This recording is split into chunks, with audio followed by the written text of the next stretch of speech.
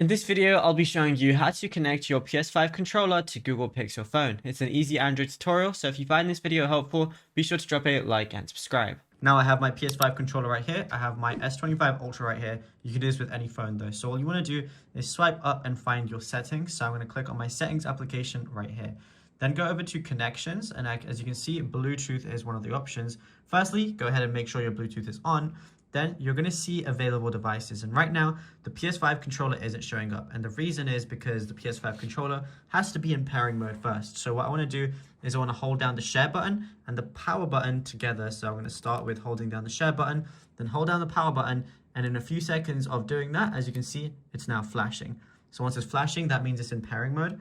So now all I got to do is wait for it in available devices. So if I go back to Bluetooth, I just got to wait for it to show up, and as you can see, DualSense wireless controller is now there. Then I just got to click on pairing, and now it's going to be showing that it's pairing, and then it's going to say pair with DualSense wireless controller. Got to click pair right there. Now as you can see, it's connected, and yeah, it's as simple as that.